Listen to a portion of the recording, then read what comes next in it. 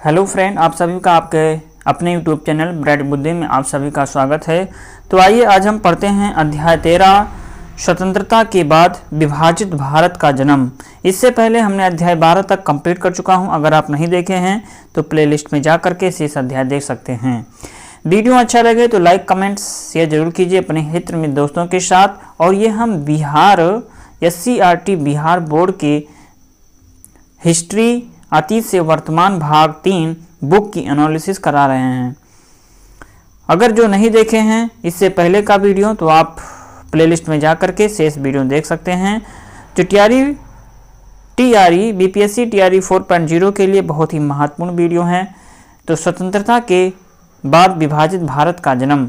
आपने पिछले अध्याय में पढ़ा कि लगभग 2 सदियों के संघर्ष के बाद भारत 15 अगस्त 1947 को आज़ाद हुआ। आज़ादी के साथ साथ कई समस्याएं भी सामने थी। विभाजन ने लगभग 1 करोड़ शरणार्थियों को पाकिस्तान से भारत आने पर बाध्य कर दिया। इनके रहने और काम देने की व्यवस्था करना सरकार के लिए बहुत बड़ी समस्या थी। लगभग 500 से अधिक देशी रियासतों के विलय की समस्या भी सामने चुनौती के रूप में खड़ी थी। इन सबों के साथ साथ देश को एक ऐसी राजनीतिक व्यवस्था भी प्रदान करनी थी जो सबके लिए उपयोगी एवं उनकी उम्मीदों के अनुरूप है। वर्षों पहले हमने भविष्य को प्रतिज्ञा दी थी और अब वक्त आ गया है जब हम अपने इस वादे को पूरी तरह से या पूरे रूप में तो नहीं लेकिन कभी बड़ी हद तक पूरा करेंगे। आधी रात बीते जब सारी दुनिया सो रही होगी, भारत आज़ादी की नई जिंदगी में जाग उठेगा। एक लम्हा आता है और इतिहास में बहुत कम आता है जब हम पुरानी ज़िंदगी से निकल करके नई ज़िंदगी में कदम रखते हैं। जब एक युग खत्म होता है और देश की आत्मा आवाज़ पाती है। ये उचित है कि इस उचित घड़ी में हम भारत और भारत की जनता और उससे भी आगे बढ़कर के मानव जात की सेवा करने का प्रण लें। इतिहास के प्रभात में भारत अपनी निरंतर यात्रा पर चला और बेशुमार सदियों ने उसकी कोशिश और शानदार कमालों की गवाही दी और उसकी नाकामयाबियों को भी अच्छे और बुरे दिन दोनों में भारत ने उन्हें वसूलों और सिद्धांतों को कभी नज़र में नहीं हटने दिया। इनसे उसने नई ताकत पाई और शक्ति भी। आज बदकिस्मती का लंबा अरसा खत्म होता है और भारत अपने आप को फिर से पहचान रहा है। जिस विजय को आज हम मना रहे हैं वो सिर्फ एक कदम है, अवसर मिलने की एक शुरुआत है उन बड़ी बड़ी सफलताओं और प्राप्तियों की ओर जो हमारा इंतज़ार कर रही है। क्या हमने इतनी हिम्मत है, इतना ज्ञान है कि इस मौके को न जाने दें, उसका लाभ उठाएं और भविष्य की चुनौती को मंजूर करें। आज़ादी और शक्ति जिम्मेदारियां लाती हैं और इन जिम्मेदारियों का बोझ इस सभा पर है जो प्रभुता संपन्न है और भारत की स्वतंत्रता जनता की नुमाइंदगी करती है। आज़ादी के पहले हमने कष्ट झेले, हमारे दिल उन दुखों से भारी है। कुछ दुख आज भी मौजूद हैं मगर अतीत बीत चुका है। भविष्य हमें बुलाता है। वो भविष्य आरंभ का नहीं है, वो बराबर कोशिश का है, मेहनत का है ताकि हमने जो वादे किए थे और आज हम जो प्रतिज्ञा करेंगे उन्हें पूरा कर सकें। भारत की सेवा के माने उन करोड़ों की सेवा है जो पीड़ित हैं, जिसके माने हैं कि गुरुवत और अज्ञानता, बीमारी और नाइंसाफ़ी खत्म कर दी जाए। हमारे ज़माने की सबसे बड़ी हस्ती की अभिलाषा रही कि हर इंसान का हर आंसू पोंछ दिया जाए। ये शायद हमारी ताकत के बाहर हो मगर जब तक लोगों की आंखों में दुख के आंसू हों उस वक्त तक हमारा काम समाप्त नहीं होगा। इसलिए हमको बराबर मेहनत करनी है ताकि हमारे सपने साकार हो सकें। ये सपने भारत के लिए ही नहीं बल्कि संसार के लिए भी है, क्योंकि आजकल के सारे देश और संसार के लोग आपस में इतने जुड़े हुए हैं कि उनमें से एक भी अलग रहने की कल्पना नहीं कर सकता। कहते हैं कि शांति अविभाज्य है, इसी तरह आज़ादी भी और संपन्नता और विभेद भी, क्योंकि अब इस एक दुनिया के अलग अलग टुकड़े नहीं किए जा सकते हैं। आज़ादी भारत के लोग भी कई समुदायों, जातियों, क्षेत्रों एवं भिन्न भिन्न भाषा भाषी समूह में बटे हुए थे। इनके खान पान, रहन सहन, बोलचाल, सोचने एवं समझने के तरीकों में भी काफ़ी विभिन्नताएं थीं। इन परिस्थितियों में हमारे राष्ट्रीय नेताओं के सामने सबसे बड़ी समस्या थी कि समूचे भारत को कैसे एक राष्ट्र के रूप में संगठित किया जाए। देश को संगठित करने के साथ ही आर्थिक विकास भी एक बड़ी समस्या थी। हमारे संविधान की सबसे बड़ी खासियत है कि इसमें आम आदमी को सर्वाधिकार संपन्न माना गया है। इसके तहत सबको 21 साल की उम्र पूरा कर चुके हो 18 साल ही अपनी सरकार चुनने का अधिकार अर्थात मतदान करने का अधिकार दिया गया। शुरू में ब्रिटिश और अमेरिका जैसे विकसित देशों में भी मताधिकार संपन्न पुरुषों को ही था। धीरे धीरे यह शिक्षित पुरुषों को मिलाकर के सामान्य पुरुषों को और अंततः स्त्रियों को यह अधिकार मिला, जबकि भारत में आज़ादी के बाद पहले आम चुनाव में ही यह अधिकार सबको प्रदान किया गया। हमारे संविधान ने भारत के सभी नागरिकों को जाति, धर्म, क्षेत्रीय स्तर पर अलग अलग रहने वालों को कानून की नज़र में बराबरी की दृष्टि से देखा। कुछ लोग भारत को भी पाकिस्तान की तरह धर्म केंद्रित राष्ट्र बनाना चाहते थे, लेकिन हमारे राष्ट्रीय नेताओं ने धर्मनिरपेक्षता के सिद्धांत को स्वीकार किया एवं सभी धर्म के लोगों को समान अवसर प्रदान किया। संविधान की नज़र में हिंदू, मुस्लिम, सिख, ईसाई, जैन आदि धर्मावलंबी एक समान हैं, लेकिन हमारे संविधान का मानवीय पक्ष ये भी है कि हमारे जो नागरिक सामाजिक एवं आर्थिक रूप से पिछड़े हुए हों, उन जिनके साथ अस्पृश्यता या छुआछूत जैसे व्यवहार किया जा रहा था, उसे विशेष संरक्षण देने का प्रावधान किया। उस समय देश की आबादी लगभग 34.5 करोड़ थी। अन्न के क्षेत्र में आत्मनिर्भर बनने के लिए कृषि के विकास की जरूरत थी, क्योंकि कृषि पर उस समय लगभग 90% जनता निर्भर थी। किसान गांव में रहते थे। इन्हें कृषि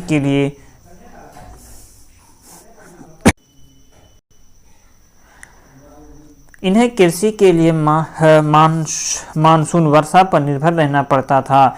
सिंचाई की व्यवस्था विकसित नहीं थी। वर्षा नहीं होने से किसानों को तो अकाल का सामना करना ही पड़ता था।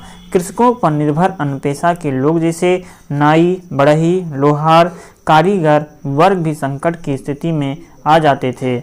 शहर में रहने वाले औद्योगिक मजदूरों की स्थिति भी दयनीय थी। इनके बच्चों को शिक्षा एवं स्वास्थ्य की बुनियादी सुविधा भी उपलब्ध नहीं थी। अतः आज़ादी के बाद कृषि के विकास के साथ साथ औद्योगिक विकास की भी आवश्यकता थी, ताकि रोजगार की प्राप्ति के साथ साथ लोगों का जीवन स्तर उठ सके।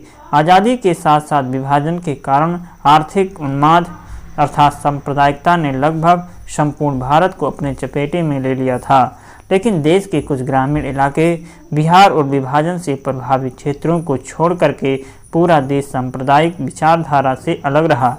इन परिस्थितियों में भारत धर्मनिरपेक्षता के बिना एक संगठित तथा मजबूत राष्ट्र नहीं बन सकता था। विकास एवं एकता के साथ राष्ट्र निर्माण की प्रक्रिया को साथ साथ चलने के लिए मतभेदों एवं हिंसक टकराव को समाप्त करना अनिवार्य था। सांप्रदायिकता के साथ साथ जातिवाद, अमीर गरीब, शहर देहात आदि के बीच गहरे मतभेद एवं दूरियां थी। इन दूरियों को पाटना भी आज़ादी के लिए चुनौती थी। नए संविधान का निर्माण। आज़ादी के पहले ही भारतीयों ने कैबिनेट मिशन की चुनौती को स्वीकार करते हुए भारत के लिए अपने संविधान के निर्माण की जिम्मेदारी संभाली। एक संविधान सभा का गठन किया गया, जिनके लगभग 300 प्रतिनिधि देश भर से चुन करके आए। इन सदस्यों के बीच दिसंबर 1946 से नवंबर 1949 तक गंभीर विचार विमर्श के बाद भारत का संविधान लिखा गया।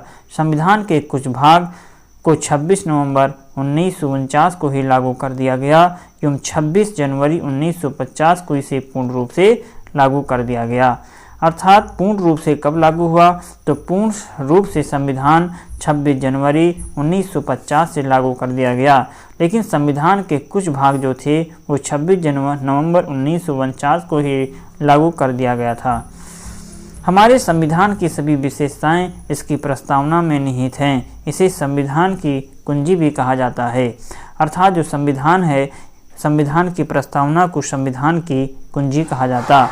प्रस्तावना इस प्रकार है कि हम भारत के लोग भारत को एक संपूर्ण प्रभुत्व संपन्न समाजवादी धर्मनिरपेक्ष लोकतंत्रात्मक गणराज्य बनाने के लिए तथा उसके समस्त नागरिकों को सामाजिक आर्थिक और राजनीतिक न्याय विचार अभिव्यक्ति विश्वास धर्म और अवसर की समता प्रदान करने के लिए तथा उन सब में व्यक्ति की गरिमा और राष्ट्र की एकता तथा अखंडता सुनिश्चित करने वाली बंधुता बढ़ाने के लिए दृढ़ संकल्प हो करके इस संविधान सभा में आज तारीख 26 नवंबर 1949 ईस्वी अर्थात मिति मार्ग शीर्ष शुल्क सप्तमी संवत 2006 विक्रमी को एतद द्वारा इस संविधान को अंगीकृत अधिनियमित एवं आत्मर्पित करते हैं। हमारे संविधान में केंद्र और सरकार के बीच शक्तियों का स्पष्ट विभाजन किया गया है ताकि केंद्र और राज्य के बीच टकराव न हो। अर्थात कहने का मतलब है कि राज्य की अलग शक्ति है और केंद्र सरकार की अलग शक्ति है, जिससे कि इन दोनों के बीच में कोई टकराव ना हो। अगर टकराव की संभावना बनती है तो वैसी स्थिति में केंद्र का कानून ही प्रभावशाली होगा। संविधान सभा ने लंबे वाद विवाद के बाद देश की सुरक्षा एकता और अखंडता को ध्यान में रखते हुए केंद्र सरकार को मजबूत और सक्षम बनाने का प्रयास किया है। केंद्र सरकार को कराधान संचार रक्षा विदेश नीति की जिम्मेदारी दी गई। आम आदमी की ज़रूरतों शिक्षा स्वास्थ्य कानून व्यवस्था को ध्यान में रखते हुए इन सभी जिम्मेदारियों के निर्वहन का भार जो है ये राज्य सरकार को दिया गया। हमारे संविधान में केंद्र और राज्य की बीच शक्तियों को 3 सूची में विभाजित किया गया है, केंद्र सूची और राज्य सूची एवं समवर्ती सूची।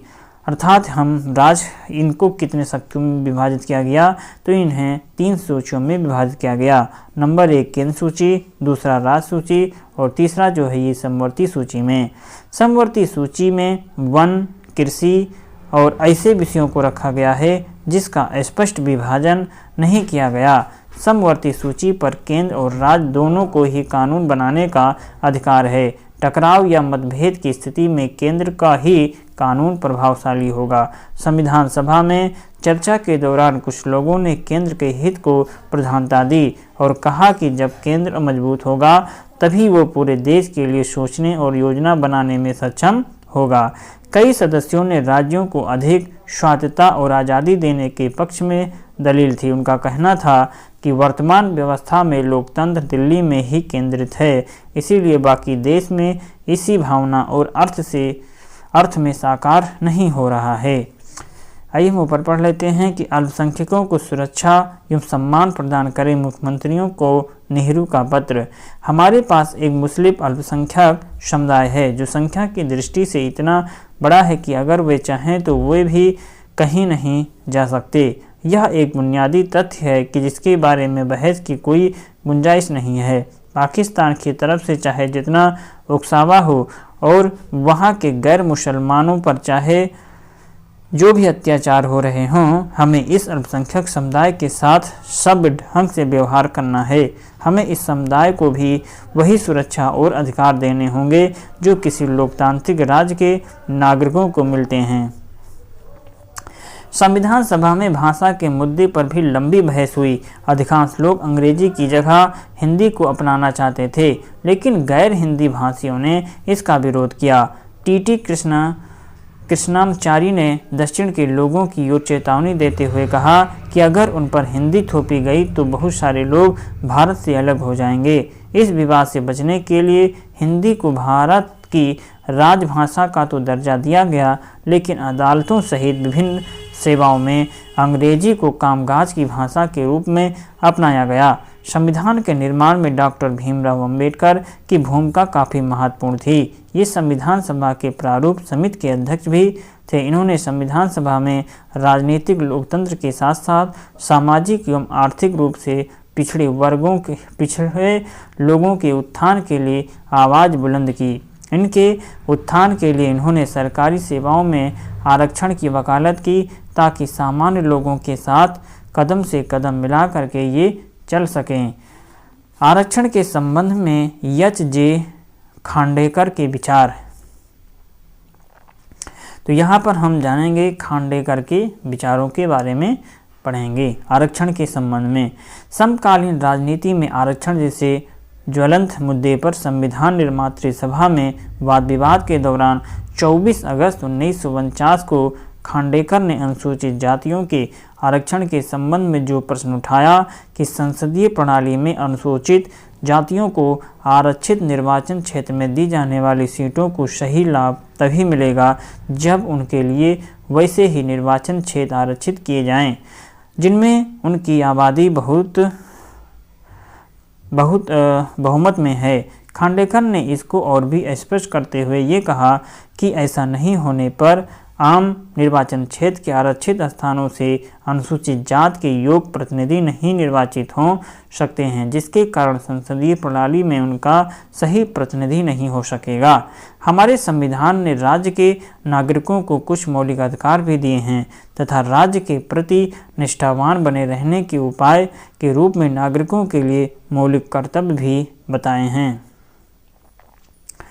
राज्य को दिए गए नीति निर्देशक तत्वों ने ये सुनिश्चित किया कि देश के भौतिक संसाधन का इस्तेमाल सामूहिक हित में किया जाए, अधिक धन संग्रह से बचा जाए। संविधान ने समूचे देश के नागरिकों को एक झंडा, एक संविधान, एक राष्ट्रगान आदि का प्राविधान किया ताकि देश की एकता एवं अखंडता सुरक्षित रहे। आप समझ सकते हैं कि संविधान का निर्माण करते समय भारत के नेताओं और जनता के सामने एक साझे और सशक्त भारत के भविष्य की तस्वीरें थीं। नेहरू जी के भाषण के अंश से भी आप समझ सकते हैं कि उनके सपने का भारत कैसा था। संविधान सभा के सदस्य भी इस आदर्श अर्थात व्यक्ति की गरिमा और आज़ादी, सामाजिक आर्थिक समानता, जनता की खुशहाली और राष्ट्रीय एकता में विश्वास रखते थे। यह आदर्श आज तक जिंदा है। यही कारण है कि हम संविधान का आज भी सम्मान करते हैं। क्या आप भी कुछ कहना चाहोगे? संविधान सभा के कई सदस्य संविधान को भारतीय परिस्थितियों के अनुकूल नहीं मानते थे। एक सदस्य लक्ष्मी नारायण साहू का कहना था कि ये संविधान जिन आदर्शों पर आधारित है उनका भारत की आत्मा से कोई संबंध नहीं है। ये संविधान यहाँ की परिस्थितियों में कार्य नहीं कर पाएगा और लागू होने के कुछ समय बाद ही ठप हो जाएगा। संविधान सभा वाद विवाद खंड की ये कुछ लाइनें थीं। राज्यों का पुनर्गठन किया गया। अंग्रेजों ने प्रशासनिक सुविधा और व्यापारिक लाभ को ध्यान में रखते हुए भारत में राज्यों का गठन किया गया था। अंग्रेजों ने भारत की सांस्कृतिक विविधता और भाषाई भिन्नता को आधार नहीं बनाया था, लेकिन जब प्रथम विश्व युद्ध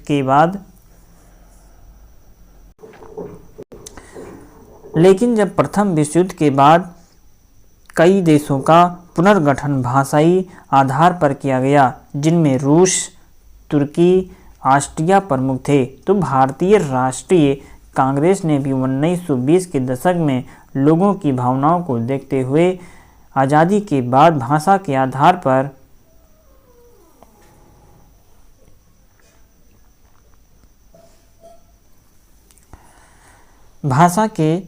पर राज्यों के पुनर्गठन का आश्वासन दिया।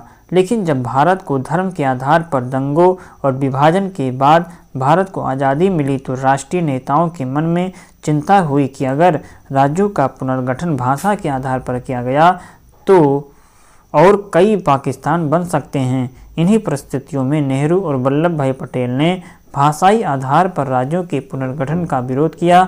जब लोगों के द्वारा भाषाई आधार पर राज्यों के गठन की मांग उठी तो पटेल ने कहा, इस समय भारत की पहली और अंतिम जरूरत यह है कि इसे एक राष्ट्र बनाया जाए।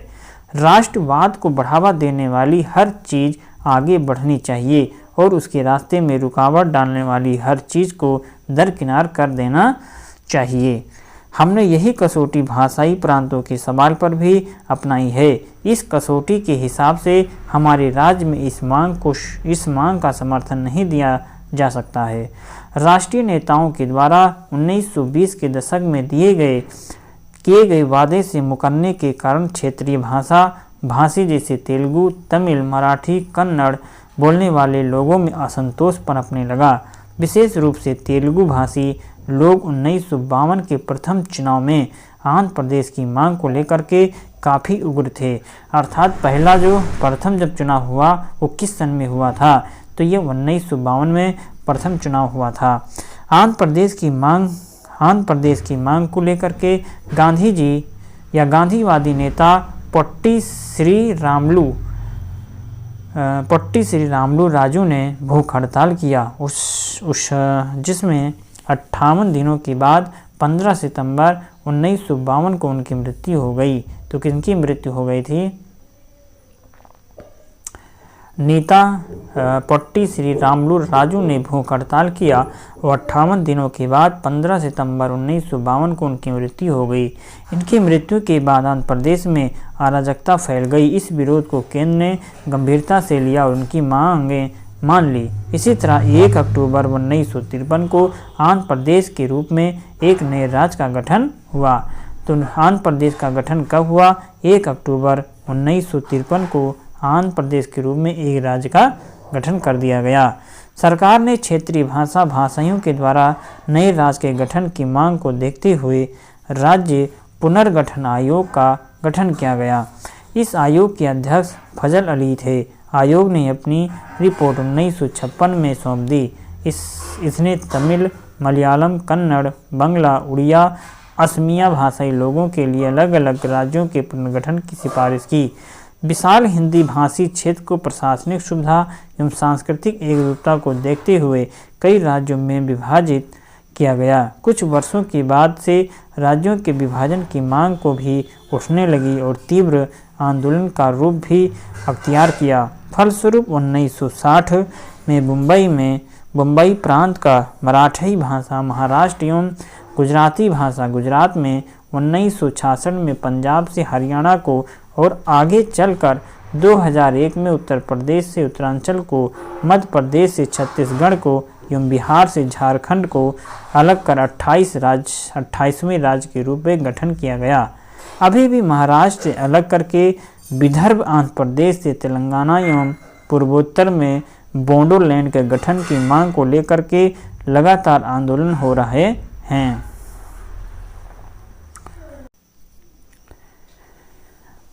अगस्त 1947 से पहले भारतीय और उनकी रियासतें, ये रियासतें थे और ये ब्रिटिश भारत था। आप यहाँ पे इनके फैलाव को देख सकते हैं जो आपको यहाँ पे अलग अलग कलर में दिखाया गया है। आगे हम देखेंगे यहाँ पे भूतपूर्व रियासतें एवं अन्य राज्य। तो यहाँ पे भूतपूर्व राज्य हैं जो कलर में अलग अलग दिखाया गया है। जब रियासतों के शासक भारत अथवा पाकिस्तान से जुड़ने के लिए मान गए या फिर हरा दिए गए तो उनकी रियासतें खत्म हो गई। परंतु 31 अक्टूबर 1956 तक कई ऐसे रियासतों को प्रशासनिक इकाइयों के रूप में बनाए रखा गया। इसीलिए 1947 से 48 से 31 अक्टूबर 1956 की कालावधि के लिए उन्हें भूतपूर्व रियासत कहा गया। क्रमशः 3 मानचित्रों के अवलोकन से आप राज्यों के गठन की प्रक्रिया को समझ सकते हैं। भाषाई आधार या अन्य कारणों से 1956 एवं उसके बाद गठित राज्यों की सूची बनाइए। विकास की यात्रा। हमारे राष्ट्रीय नेताओं ने आज़ादी के पहले ही यह महसूस किया था कि राजनीतिक आज़ादी के साथ साथ आर्थिक समृद्धि भी आवश्यक है। अगर भारत औपनिवेशिक अर्थव्यवस्था से मुक्त होकर के आर्थिक रूप से आत्मनिर्भर नहीं बनता है तो राजनीतिक आज़ादी ज़्यादा दिनों तक नहीं रह सकती है। अतः भारत को आर्थिक रूप से विकसित करने के लिए आधुनिक तकनीकी के सहारे कृषि और उद्योगों के लिए आधार निर्मित करना सबसे बड़ी चुनौती थी।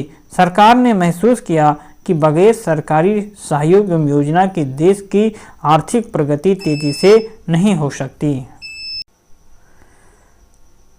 अतः सरकार ने नीति बनाने एवं लागू करने के लिए 1956 में योजना आयोग का गठन किया। योजना आयोग का गठन कब किया गया?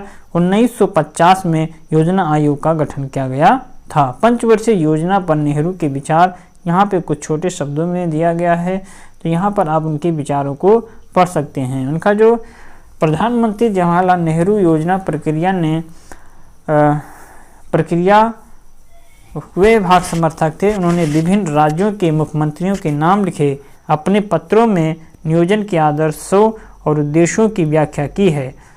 22 दिसंबर 1952 के एक पत्र में उन्होंने लिखा था कि पंचवर्षीय योजना के पीछे भारत की एकता और देश के विभिन्न जन समूहों के विचार आपसी सहयोग की अवधारणा निहित है। हमें यह बात हमेशा मान रखनी चाहिए कि इस प्रक्रिया से सिर्फ सरकारी तंत्र का ही महत्व नहीं होता, बल्कि जनता के उत्साह और सहयोग का महत्व हम इसमें भी ज़्यादा है। हमारे लोगों को एक विशाल उद्यम में साझेदारी का उत्सव या मज़ेदारी का उत्सव उन्हें अपने अगले उद्देश्य की ओर बहुत सहयात्री जैसा एहसास होना चाहिए।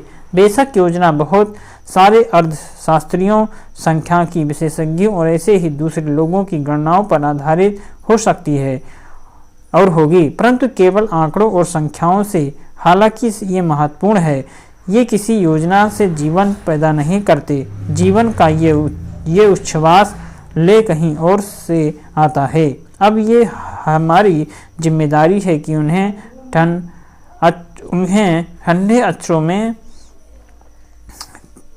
में लिखी योजना को एक ऐसा जीवंत गतिशील उद्यम बने कि वो लोगों को कल्पनाओं को साकार कर सकें। अब सरकार और निजी क्षेत्र दोनों मिलकर के योजना के परामर्श से उत्पादन को बढ़ाएंगे एवं रोजगार करेंगे। योजना आयोग ने पंचवर्षीय योजना के माध्यम से सरकारी और निजी क्षेत्र की भागीदारी करने का सफल प्रयास किया। सबसे पहले अन्न के क्षेत्र में आत्मनिर्भरता हासिल करने के लिए योजना आयोग ने 1951 और 56 के बीच कृषि की सुनियोजित रूप से सबसे ज़्यादा बढ़ावा दिया। दूसरी पंचवर्षीय योजना 1956 से 1967 में देश को औद्योगिक रूप से आत्मनिर्भर बनाने के लिए बड़े बड़े उद्योगों की स्थापना पर बल दिया। हालांकि उद्योगों की स्थापना तो हुई, लेकिन खेती, प्राथमिक शिक्षा, पर्यावरण, स्वास्थ्य आदि पर उतना ध्यान नहीं दिया गया, क्योंकि हमारे पास उस समय संसाधन सीमित थे और आवश्यकताएं अधिक थी। भविष्य में पर्यावरण को होने वाली क्षति को ध्यान में रखते हुए गांधी जी की अनुयायी मीरा बहन ने 1949 में ही कहा था कि विज्ञान और मशीनरी के द्वारा कुछ समय तक भारी फायदा हो सकता है, लेकिन आखिरकार तबाही ही मिलेगी। हमें कुदरत के संतुलन के पुराने नियमों के हिसाब से अपनी जिंदगी चलानी चाहिए। बोकारो इस्पात संयंत्र, तभी हम स्वस्थ और नैतिक रूप से सभ्य प्रजाति के रूप में जीवित रह पाएंगे। हमारी सरकार ने विश्व के विकसित देशों के सहयोग से भिलाई, दुर्गापुर, बोकारो, राउरकेला आदि जगहों पर बड़े बड़े उद्योग लगाए। इसी तरह भारत ने ग्रामीण पंचवर्षीय योजना तक कृषि, उद्योग, विज्ञान, तकनीकी, शिक्षा आदि के क्षेत्र में निजी एवं सार्वजनिक क्षेत्रों की भागीदारी से काफ़ी प्रगति कर ली है। आज भारत का विकास दर चीन के बाद विश्व में दूसरे स्थान पर है। हर व्यक्ति को काम उपलब्ध कराने के लिए महात्मा गांधी नरेगा, कोई व्यक्ति भूखा न रहे उसके लिए खाद्य सुरक्षा की गारंटी योजना आदि पर सरकार काफ़ी संजीदा है। 1990 के दशक में तेज आर्थिक विकास के साथ साथ औद्योगिक क्षेत्र में ढांचागत परिवर्तन हुआ। सूचना एवं संचार के क्षेत्र में क्रांति ने कंप्यूटर, सॉफ्टवेयर एवं हार्डवेयर, आधुनिक संचार एवं परिवहन के साधनों यथा दुपहिया एवं चार पहिया वाहनों एवं टेलीफोन सेवा आदि के क्षेत्र में अप्रत्याशित वृद्धि हुई। कंप्यूटर सॉफ्टवेयर के क्षेत्र में भारत ने एक नई पहचान बनाई। बंगलोर की पहचान भारत की सिलिकॉन वैली के जो अमेरिका के रूप में बनी। माइक्रोसॉफ्ट जैसी कंपनी हैदराबाद जो आंध्र प्रदेश में है इस सॉफ्टवेयर विकास केंद्र की स्थापना की। भारत में रेलवे, डाक एवं विचार बैंक, बीमा, आर्थिक, ऊर्जा, पेट्रोलियम, सुरक्षा सामग्री से जुड़े उद्योग आज भी सरकार के द्वारा नियंत्रित है, जबकि अन्य बड़े उद्योगों में निजी क्षेत्र की भागीदारी बड़े पैमाने पर है, जो हमारी मिश्रित अर्थव्यवस्था का परिचायक है। दोनों क्षेत्रों की भागीदारी से भारत में तकनीकी एवं आधारभूत संरचनाओं का संतोषजनक विकास हुआ है। फलस्वरूप आज़ादी के बाद जनसंख्या में 3 गुनी से भी अधिक वृद्धि के बावजूद प्रति व्यक्ति आय में भी लगभग 3 गुना वृद्धि हुई है। लोकतांत्रिक सशक्तिकरण। आज़ादी के बाद भारत में संसदीय लोकतंत्र की स्थापना हुई। आप इसी अध्याय में पढ़ चुके हैं कि कई भाषाओं के बावजूद भारत ने सफलतापूर्वक आर्थिक विकास, राज्यों का पुनर्गठन, भाषा संबंधी विवादों का निपटारा, सांप्रदायिक शक्तियों पर नियंत्रण किया। देश की विदेश नीति का संचालन भी गुटनिरपेक्षता की नीति को ध्यान में रखते हुए किया गया।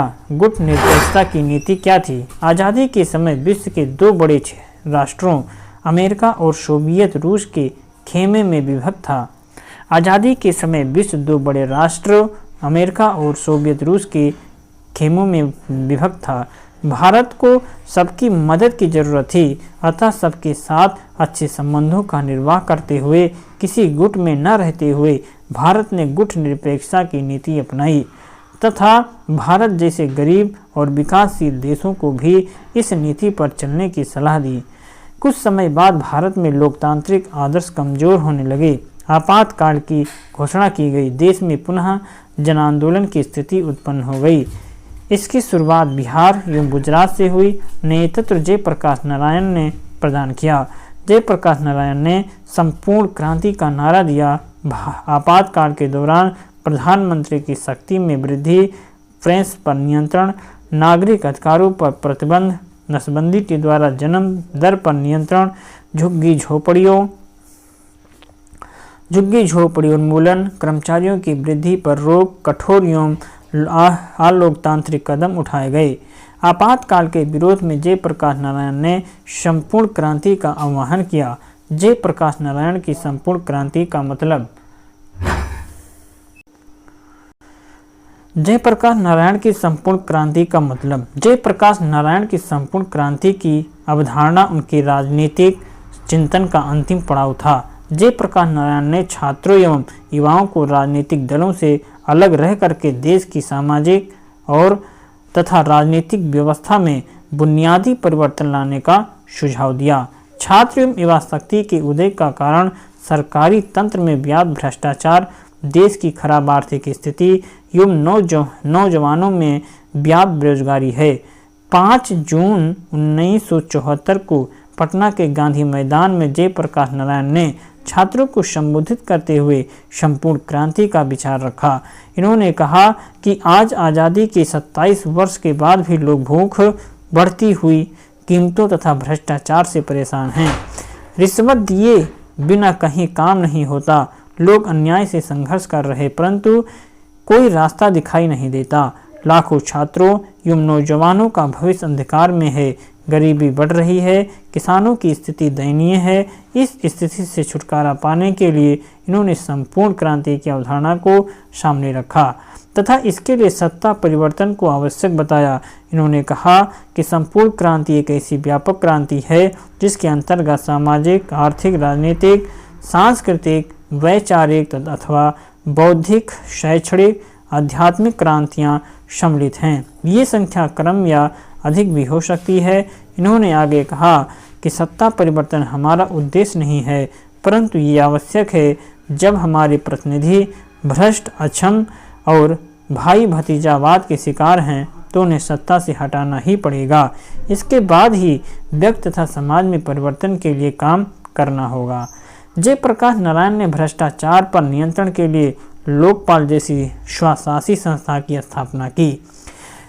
स्वशासी संस्था की स्थापना किसके द्वारा किया गया था तो ये इम्पोर्टेंस है। तो ये स्वशासी नामक संस्था का स्थापना जयप्रकाश नारायण ने भ्रष्टाचार पर नियंत्रण के लिए लोकपाल जैसी स्वशासी संस्था की स्थापना की आवश्यकता बताई। इन्होंने महंगाई पर नियंत्रण के साथ साथ कृषि एवं औद्योगिक मजदूरों की दशा सुधारने पर भी बल दिया। जयप्रकाश जी ने जाति व्यवस्था पर प्रहार करते हुए दहेज, छुआछूत जैसी सामाजिक बुराइयों का भी विरोध किया। इन्होंने इसके लिए शिक्षा की भी बात की, लेकिन शिक्षण व्यवस्था देश की आवश्यकताओं के अनुरूप हो, इसलिए प्राथमिक से विश्वविद्यालय स्तर की शिक्षा में आमूल-चूल परिवर्तन की आवश्यकता बताई। कई दलों को मिलाकर के जनता पार्टी की सरकार मोरारजी देसाई के नेतृत्व में बनी और इस सरकार ने आपातकाल में प्रेस आदि पर लगी प्रतिबंधों को समाप्त किया। नागरिक अधिकारों को फिर से बहाल किया। जनता पार्टी की सरकार ने संसदीय संस्था एवं लोकतांत्रिक मूल्यों को मजबूत किया, लेकिन आपसी गुटबाजी के कारण ये सरकार अधिक दिनों तक नहीं चल सकी। मध्य अवधि चुनाव हुए, जिनमें पुनः इंदिरा गांधी के नेतृत्व में सरकार को जीत हासिल हुई। श्रीमती गांधी के समय पंजाब में चरमपंथी अलगाववादी आंदोलन हुए। इनके विरुद्ध जून 1984 में ऑपरेशन ब्लू स्टार नामक कार्यवाही की गई। तो ऑपरेशन ब्लू नामक कार्यवाही कब हुई? ऑपरेशन ब्लू स्टार नामक कार्यवाही कब हुई? तो ये जून 1984 में हुआ। इस कार्यवाही के प्रतिशोध में श्रीमती गांधी के 2 सिख अंगरक्षकों ने 31 अक्टूबर 1984 को उनकी हत्या कर दी।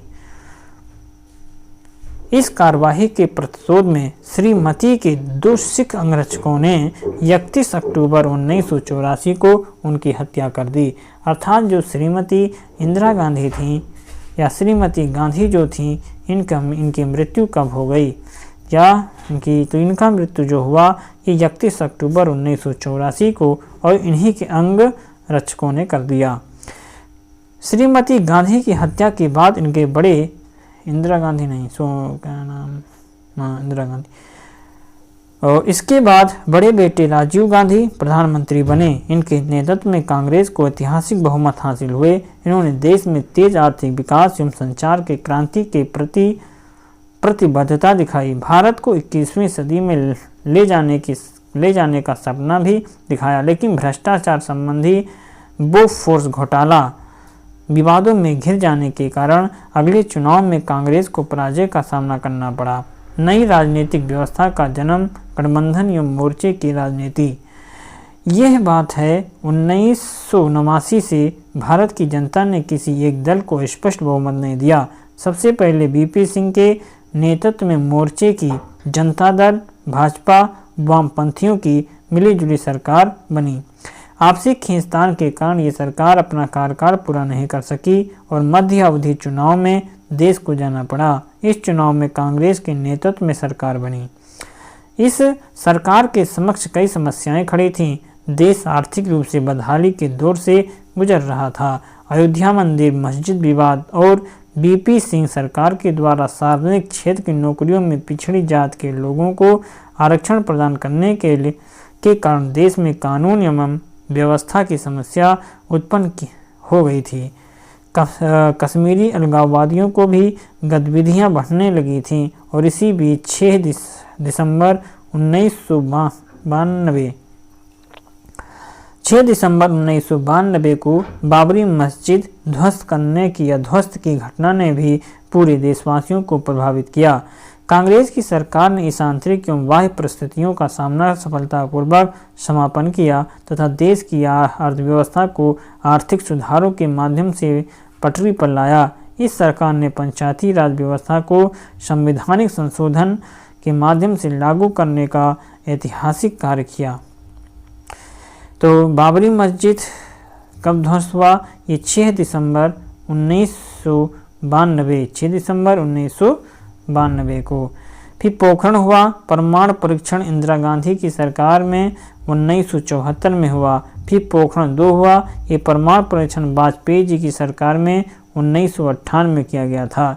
अर्थात 2 परीक्षण हुए थे, एक पोखरण 1 में और एक पोखरण 2 में हुआ था।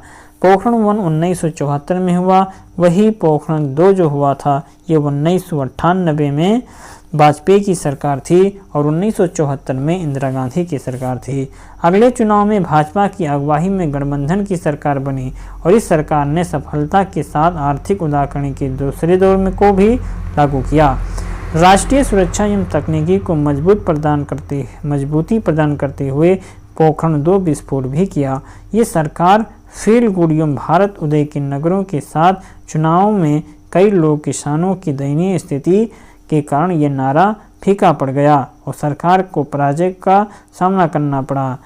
कांग्रेस गठबंधन की जीत हुई। मोर्चे की राजनीति का स्पष्ट ध्रुवीकरण हुआ और कांग्रेस की नेतृत्व वाली मोर्चा समप्रंग संयुक्त प्रगतिशील गठबंधन एवं भाजपा नेतृत्व वाली मोर्चा राजग के नाम से जाना जाता है।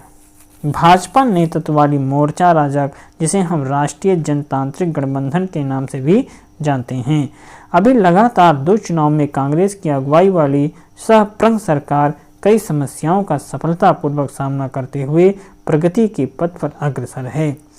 गणतंत्र के 60 वर्षों के बाद जानते हैं, गणतंत्र के 60 वर्षों के बाद वीडियो में अच्छा लगे तो लाइक कमेंट शेयर जरूर कीजिए अपने हित मित्र दोस्तों के साथ। तो हम समझेंगे यहाँ पर गणतंत्र के 60 वर्षों के बाद, स्वतंत्रता के बाद 26 जनवरी 1950 को हमारा संविधान लागू हुआ और भारत गणतंत्र बना। इस दौरान भारत ने लगभग हर क्षेत्र में सफलता के साथ कदम बढ़ाया। हमारे संविधान ने सरकार एवं देशवासियों के लिए कुछ मानदंडों का निर्धारण किया जो हमारे संविधान की प्रस्तावना में स्पष्ट रूप से दृष्टिगोचर होता है। स्वतंत्रता के बाद से आज तक हम संसदीय लोकतांत्रिक मूल्यों के साथ लगातार आगे बढ़ रहे हैं, जो हमारे लिए एक महत्वपूर्ण उपलब्धि है। स्वतंत्रता के समय कुछ अंतर्राष्ट्रीय मामलों के विशेषज्ञों का मानना था कि भारत एक राष्ट्र के रूप में ज़्यादा दिनों तक सफल नहीं हो सकता, क्योंकि वो भारत में क्षेत्रीय सांस्कृतिक एवं भाषाई विभिन्नताएं मौजूद हैं। हर क्षेत्र या समूह अपनी ज़रूरतों के हिसाब से अलग अलग राष्ट्र की मांग करेगा, देश बिखर जाएगा। पिछले कुछ वर्षों में भारत अलगाववादी आंदोलन हुए भी, लेकिन इसने देश की एकता अखंडता को कोई नुकसान नहीं पहुंचाया। भारत के किन किन क्षेत्रों में अलगाववादी आंदोलन हुए, इससे देश को क्या क्या नुकसान झेलने पड़े, आप अपने शिक्षक से जरूर चर्चा करें। तो चित्र 1 में दिखाई दे रहा जो 11 में है, ये गरीबों की दयनीय स्थिति एवं विपदा को दिखाता हुआ एक चित्र है, जबकि दूसरा है जो सुविधा से संपन्न वर्ग के रहन सहन का स्तर दिखाई दे रहा है। कुछ विशेषज्ञों को ऐसा लगता था कि चूंकि भारत अविकसित और अभावग्रस्त देश है, अतः यहाँ सैनिक शासन स्थापित हो जाएगा, लेकिन ऐसी सारी आकांक्षाएं गलत साबित हुई। अब तक भारत में सफलता पूर्वक लोकसभा के 14 आम चुनाव एवं सैकड़ों विधानसभा स्थानीय निकायों के चुनाव हो चुके। देश की व्यवस्थापिका न्यायपालिका एवं कार्यपालिका के साथ सामंजस्य स्थापित करके काम कर रही हैं। स्वतंत्र प्रेस हमारा मार्गदर्शन कर रहा है। इस तरह हमारी राष्ट्रीय एकता एवं प्रगति की राह में भाषाई एवं सांस्कृतिक विविधता भी रुकावट नहीं डाल रही, परंतु सामाजिक क्षेत्र में जाति आधारित खाई अभी भी बरकरार है। आज भी हमारे दलित समुदाय के लोग भेदभाव छुआछूत के शिकार हैं। इन्हें ग्रामीण क्षेत्रों में उपेक्षा भरी निगाहों से देखा जाता है। इनके लिए जीने की जो न्यूनतम आवश्यकताएं हैं उसका भी अभाव है। हमारे संविधान के धर्मनिरपेक्ष आदर्शों के विपरीत कई जगहों पर धार्मिक समुदायों के बीच टकराव की स्थिति उत्पन्न हो जाती है। हमारे देश आर्थिक रूप से तो समृद्ध हो रहा है, लेकिन गरीबों और अमीरों के बीच खाई बढ़ती जा रही। कुछ लोग अच्छे घरों में सारी सुविधाओं से युक्त जीवन व्यतीत करते हैं, तो कुछ लोगों को जी तोड़ मेहनत करने के बाद भी दोनों शाम का खाना नसीब नहीं होता। अमीर लोग अपने बच्चों के साथ स्वास्थ्य लाभ लेने के लिए पहाड़ों पर छुट्टियां बिताने जाते हैं, लेकिन गरीब को इलाज के लिए डॉक्टर तथा उपलब्ध नहीं हैं। अमीर अपने बच्चों को विदेशों में पढ़ाते हैं और बेहिसाब खर्च करते हैं, लेकिन गरीब अपने बच्चों को स्कूल भेजने में भी असमर्थ पाते हैं। आप पढ़ चुके हैं कि हमारा संविधान भारत के सभी नागरिकों को समान अधिकार प्रदान करता है। सामाजिक आर्थिक क्षेत्र में पिछड़े हुए लोगों के सशक्तिकरण का प्रयास करता है, लेकिन स्वतंत्रता के समय हमारे राजनेताओं ने जो सपना देखा था, क्या हम उसे प्राप्त कर पाए हैं? स्पष्ट रूप से नहीं। हम हर क्षेत्र में सफल होने का दावा नहीं कर सकते, फिर भी हम विफल नहीं हैं। क्या आपको भी सपनों के भारत ऐसा हो सकता है? एक स्वतंत्र विदेश नीति की चाह। क्या आने वाले दिनों में हमारा भारत एक ऐसा हो सकता है जहां गांव और शहरों के बीच का अंतर कम हो जाएगा? ऐसा भारत जहां कृषि, उद्योग, रोजगार बेहतर तालमेल के साथ काम करे, ऊर्जा अथवा बिजली, सड़क, अविश्वास, आवास और पानी सबके लिए उपलब्ध हो। भारत ऐसा राष्ट्र बने जहां सभी का इलाज हो, यहाँ की सरकार भरोसेमंद, पारदर्शी, भ्रष्टाचार मुक्त हो, यहाँ से गरीबी और निरक्षरता जड़ से समाप्त हो, बच्चे और महिलाएं अत्याचार और शोषण से मुक्त हों और समुदाय का रहने वाला हर व्यक्ति अलग अलग महसूस न करे। भारत को विकसित बनाने के लिए हमें पूरी ईमानदारी और निष्ठा से काम करने की जरूरत है। कृषि और उद्योग, प्रसंस्करण, शिक्षा, स्वास्थ्य सुरक्षा, सूचना एवं संचार तकनीकी, भरोसेमंद इलेक्ट्रिक पावर, तकनीकी आत्मनिर्भरता आदि क्षेत्रों में सामंजस्य स्थापित करना ही होगा। हमें लोगों के तरफ लौटकर मूलभूत सुविधाएं उपलब्ध करानी होगी जो आज शहरों में उपलब्ध हैं। अगर शहर की सुविधाएं गाँव में आई तो विदेशों में काम कर रहे लोग अपने देश लौटेंगे और भारत को समृद्ध बनाएंगे। और इसी के साथ यह अध्याय भी समाप्त होता है। वर्षों पहले हमने भविष्य को प्रतिज्ञा दी, ये किसकी भाषण का अंश है तो ज़रूर बताएंगे कमेंट बॉक्स में। बहुत ही आसान है, अगर आप ध्यानपूर्वक पढ़े होंगे तो ये इसी पाठ से लिया गया है। अगर नहीं समझ में आ रहा है तो इस वीडियो को आपको दोबारा देखना पड़ेगा, जिससे आपको ये उत्तर बार बार पढ़ करके ये उत्तर जरूर आए। आज़ादी के समय भारत के पास कौन सी समस्या थी बताइए? जैसी रियासतों का विलय, शरणार्थियों की समस्या, नेतृत्व की समस्या या पुनर्वास की समस्या सबसे बड़ी समस्या थी। इनमें से कौन सही नहीं है? आज़ादी के समय देश की आबादी लगभग 34 करोड़ थी और यह भारत खाद्यान्न क्षेत्र में आत्मनिर्भर था। 90% जनता कृषि पर निर्भर थी। भारत में उद्योग की कमी थी। तो कौन सा इसमें से सही नहीं है? भारत खाद्यान्न के क्षेत्र में आत्मनिर्भर था, यही गलत है। विभाजन के समय सबसे बड़ी समस्या क्या थी? धर्म, उन्माद, गरीबी, जातिवाद या बिजली? तो कौन सी विभाजन के सबसे बड़ी समस्या थी? गरीबी सबसे बड़ी समस्या थी। भाषा के आधार पर सबसे पहले किस राज्य का गठन हुआ? तो ये आंध्र प्रदेश का। अगर हिंदी उन पर थोपी गई तो बहुत सारे लोग भारत से अलग हो जाएंगे, ये किसने कहा था? ये किसने? राजगोपाला, सरदार पटेल, राधा कृष्णन या कृष्णाचारी? संपूर्ण क्रांति का नारा किसने दिया था? तो ये कमेंट बॉक्स में जरूर कमेंट करके ही बताएंगे। तो शेष आज के लिए बस इतना। हम मिलेंगे नए अध्याय में, तब तक आप पढ़ते रहें, मस्त रहें। नमस्कार।